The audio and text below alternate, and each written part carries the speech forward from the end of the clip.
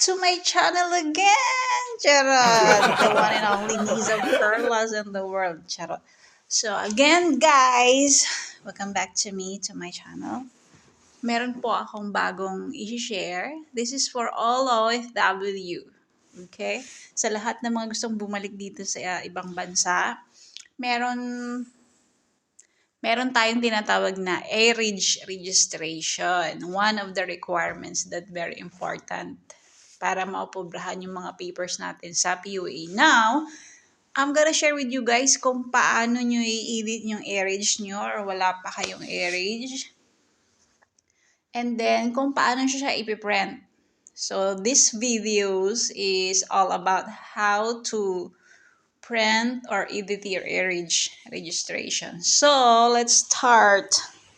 First of all, let's go to our Google Chrome. Now, I'm here already. Slide ko para mas malapad. So, once na nandito na kayo, yan lang yung isi-search nyo sa taas. Yung ARIDGE registration DMW. Okay guys uulitin ko. ARIDGE registration. Ito po yung pipindutin nyo. Registration DMW. Yan po ang lalabas. And then, click let's go.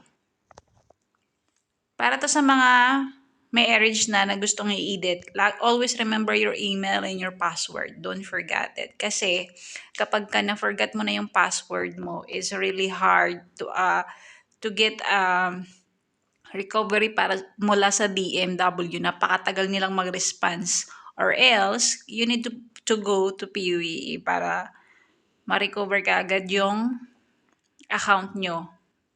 Tutulungan kayo nila with free service.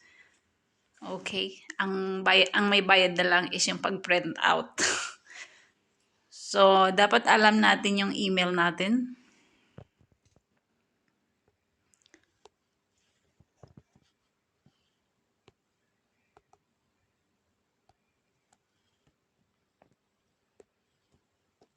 And then our password.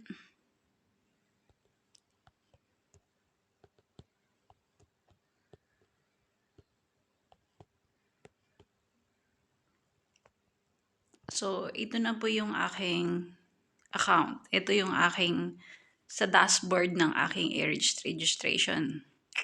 Nandiyan po nakalagay yung attach profile. Kung gusto nyo palitan yung profile nyo, attach passport. Now, let's go to our profile. So, make it sure lahat dito na fill upan. And then here, tayo sa identification. Depende sa agency nyo. Kapag sinabi nilang kailangan nyo i-attach yung pag-ibig number nyo, dito ilalagay nyo yung pag-ibig number nyo. Matik na po yan, guys.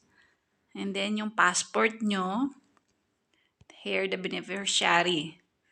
So, ayan sa mga background, may educational background. Kung ano yung mga ano nyo dyan. Lagay nyo na. Mga experience nyo.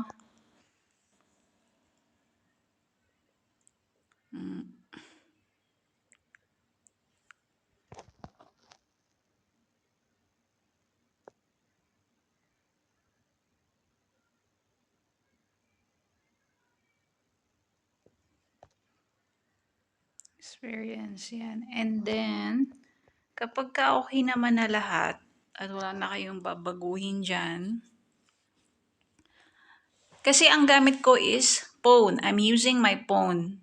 So, mas madali kasi siyang ma-save sa files kung ang gamit nyo is PC. And then, kung paano nyo siya ma-print out. So, this is our topic for today. Charot. So, para ma-save nyo siya, hindi kasi siya, halimbawa, pumunta kayo sa computer shop, gusto nyo ipa-print out yung ARIDGE nyo na to. Ngayon, sasabihin sa inyo, i-save nyo muna, para ma-print out natin. Then, send nyo sa email. Sa email ng computer shop or wherever. So, para ma-save natin siya at ma-send natin through email, click nyo po yung may resume.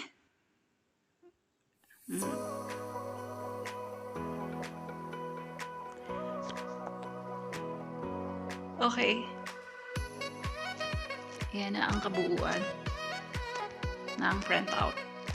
Ng erase nyo. Yan ang lalabas lahat. Make sure lahat guys tama. So, as you can see, may makikita kayo sa taas na print resume. Click nyo yan. And then, yan na siya.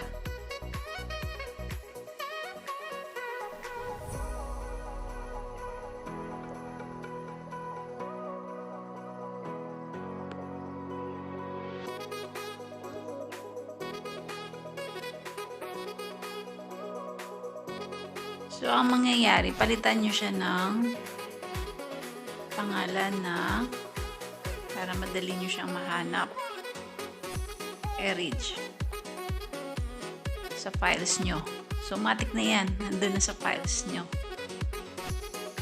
Either sa much better kasi gamit nyo talaga is PC. Naka-PC kayo. Let's go to our files.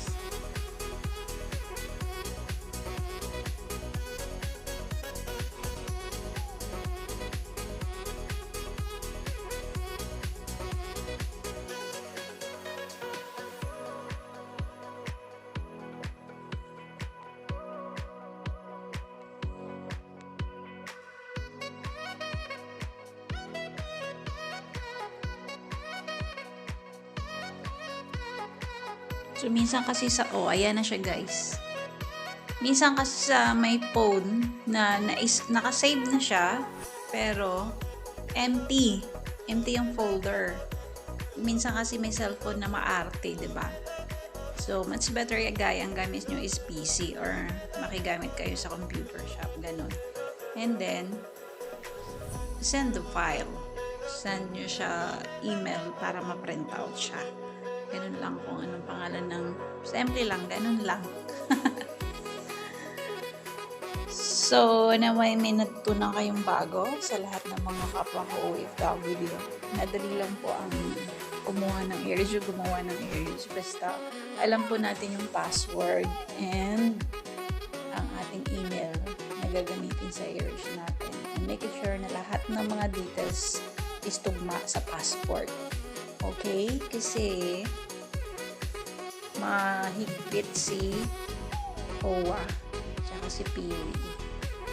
So, yun lang. As yun naman nakikita nyo sa taas, ang maghihingi ng requirements na to is si PUE tsaka si OWA. So, yun lang. Naway nakatulong ng konti sa lahat ng mga kapwa ko OFW. So, after na natin ma-save, ma-send sa email para ma-print out. Back tayo, And then, make it sure guys, huwag nyo iiwan ng naka-open lang siya. Kung especially, may sa computer shop kayo. Kasi, syempre, maaaring, yun? So, that's all lang. Thank you for watching again. I hope it helped you guys.